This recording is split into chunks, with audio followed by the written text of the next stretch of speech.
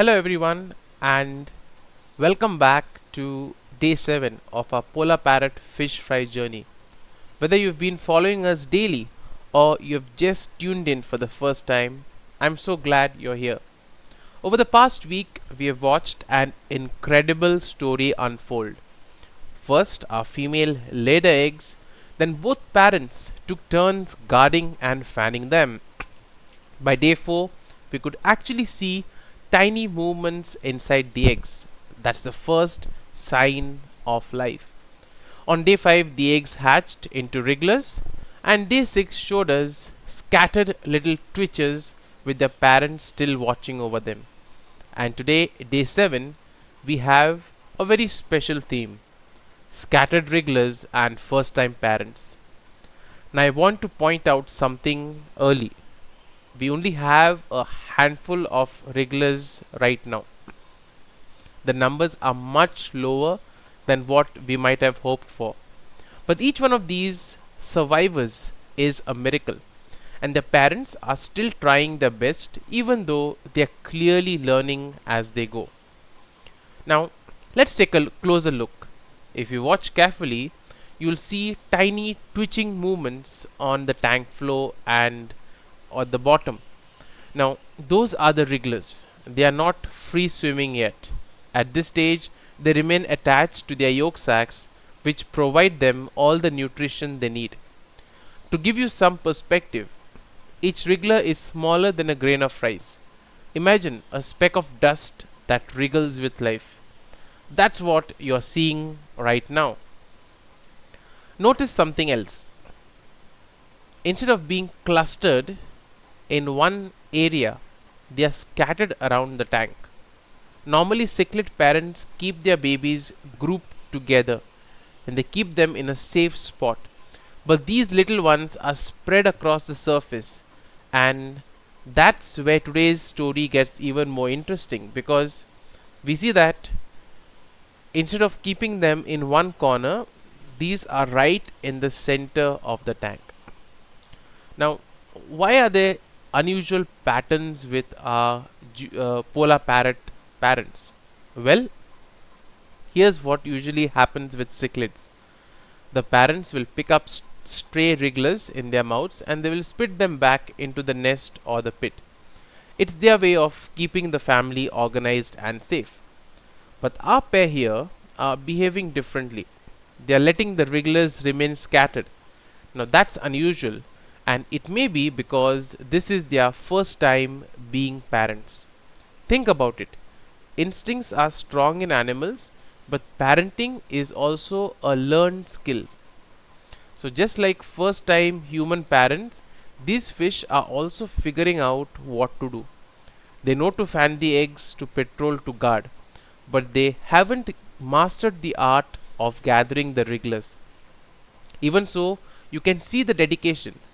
The female still hovers close, fanning gently, while the male still makes patrol, warding off invisible threats. Now, these are in the community tank. There are other cichlids also there. So, therefore, it's not that they are being irresponsible, but they've just made work harder for themselves. Instead of patrolling a smaller area, they now have to patrol a much wider area, and they have to be vigilant 24/7. One moment lapse of concentration and a few fry could vanish. So this is why I say they've actually made life difficult for themselves. But again, it's a learned skill. They're learning. Sure, they'll get better for the next spawn. Now, some of you may be wondering, why do we have only a few wrigglers? I mean, you can just count them. Now let's talk about that. In fish breeding, it's completely normal that not every egg makes it. So there are few reasons for that. Some eggs are infertile, others may have been affected by fungus if they have not been cared for properly. That means not fanned, not allowed proper oxygen flow over the eggs or water flow over the eggs. Or sometimes the parents themselves accidentally eat some, especially if they are stressed or inexperienced. Now, and even in nature, we see that the survival rate is rather low. Out of 100 eggs, only a fraction typically survive to adulthood. That is how evolution works. it ensures that the strongest, healthiest fish grow and pass on their genes. So even though we have only a few wrigglers, each one represents a tiny victory, a life that has beaten the odds to make it this far. Now, what's really fascinating about cichlids is that they get better with practice. Now, many aquarists often report that a pair's first spawn has very low survival, but by the second, third, or fourth attempt, the parents become much more skilled. I've also heard of angelfish parents who ate their first clutch, lost most of the second, but by the third attempt, they were raising dozens of fry successfully. Convict cichlids are another great example. By the second or third spawn, they defend their fry like seasoned warriors. So, what we are seeing here could be the beginning of a much bigger story. These first time parents are learning, and that means the next spawn could be much more successful. So, what's next for our little wrigglers? Right now, they are in what we call as the wriggler stage. They'll stay like this for about 3 to 5 days, living off their yolk sacs. So soon, though maybe by tomorrow or the day after, we'll see something very exciting. They'll become free swimming fry, which means that instead of twitching in one place, they'll be able to dart around the tank in a little cloud of baby fish. Usually that's when the parents step up their game and try to school them together, moving as a group, staying safe under their watchful eyes. So stay tuned, because the big milestone of free swimming fry is just round the corner. I think there's something really moving about watching first time parents.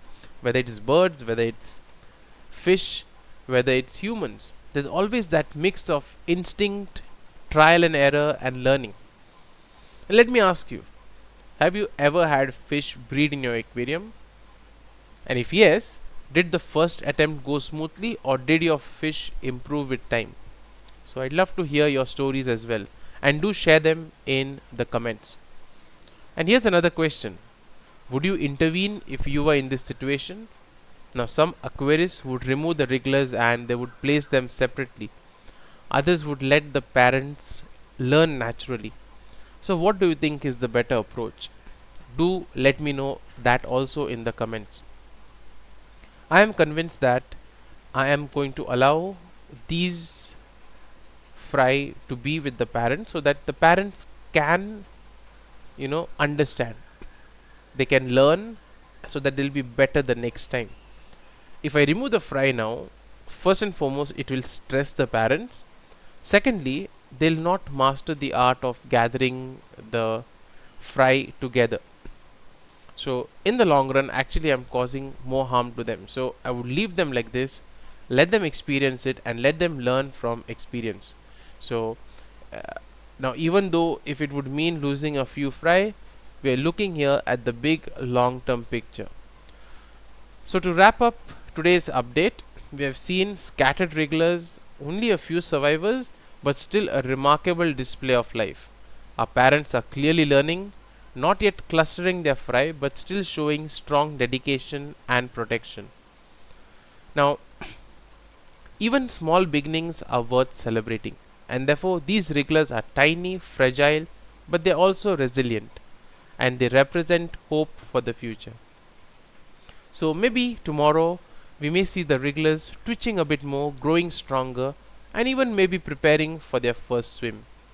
That's going to be a milestone that you don't want to miss. So thank you for joining me for today's update. Please like, share, and subscribe to keep following this amazing journey. Your support makes this adventure even more special. So thank you for joining us, and happy fish keeping.